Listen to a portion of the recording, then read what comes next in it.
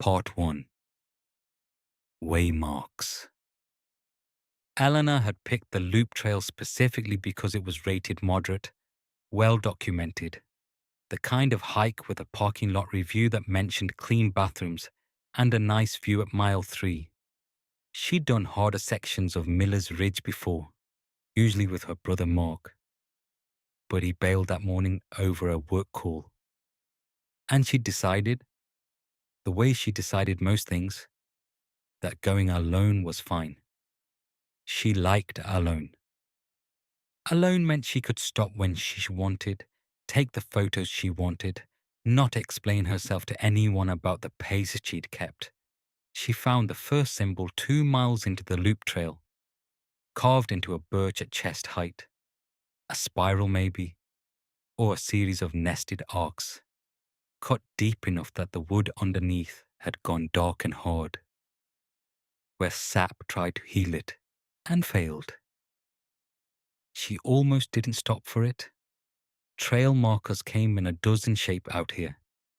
Blue diamonds, painted blazes, the occasional cairn where the path got vague.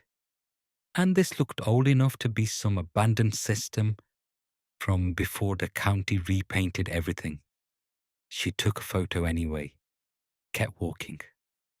The second one was 40 yards past a fork. The trail map didn't show. She stood at the fork for a while. Phone held up, no signal. The map app spinning uselessly. The marked tree was to her left, off what looked like the real trail. She told herself the app was wrong before she was even done thinking it. The mark looked official, confident, like something a ranger would carve maybe, if rangers carved things. She went left. The footsteps started sometime after that. She noticed them the way you notice a sound that's always been there. Not when it starts, but when you realize you've been hearing it. Even, unhurried.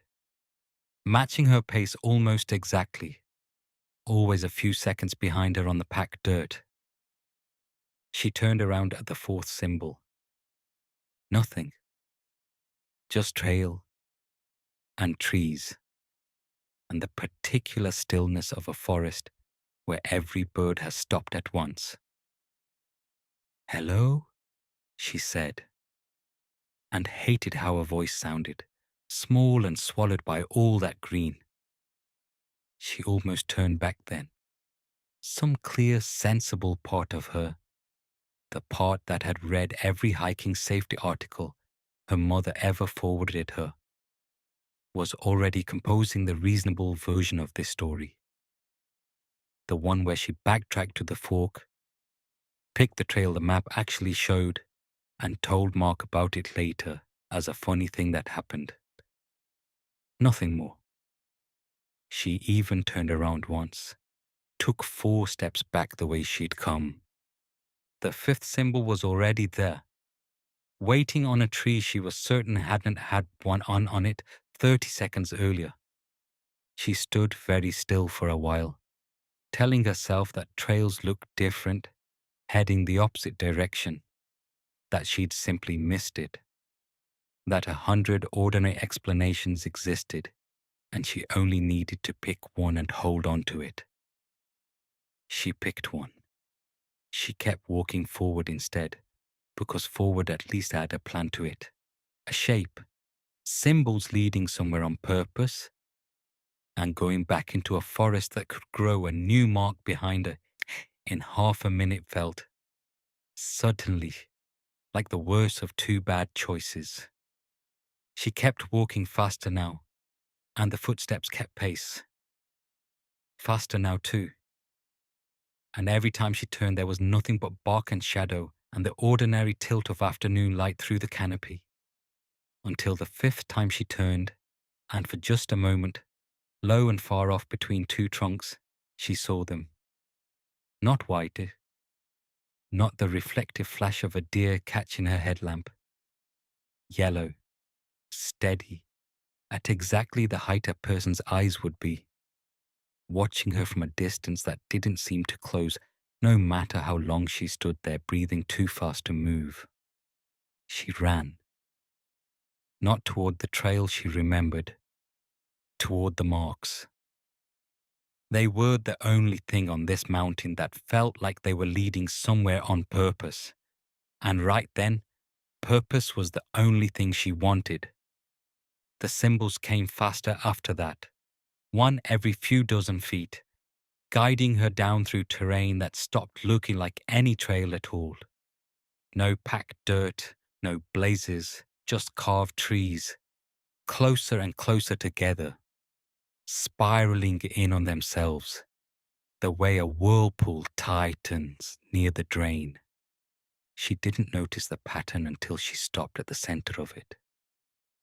Until she turned in place and saw that every mark she'd followed curved inward, and that she was standing in the exact middle of the spiral, and that the footsteps behind her had finally stopped. The quiet that followed was worse than the footsteps had ever been. No birds, no wind through the canopy, though the leaves overhead were moving anyway, in a direction that didn't match anything she could feel on her own skin. She turned in a slow circle, counting trees, counting marks, trying to find the gap in the ring where she'd walked in, and not finding one, as if the spiral had closed itself the moment she'd reached its center, the way a door closes once everyone it was waiting for has finally arrived. She thought about calling Mark. Her phone showed no signal, same as it had at the fork, except now the battery indicator sat at 11% when she was almost certain. Almost. Not fully. And that gap in her certainty frightened her more than the number itself, that she'd left the trailhead with it nearly full. The eyes were closer now, close enough that she could tell they weren't low to the ground like an animal's. They were level with hers. It's still waiting.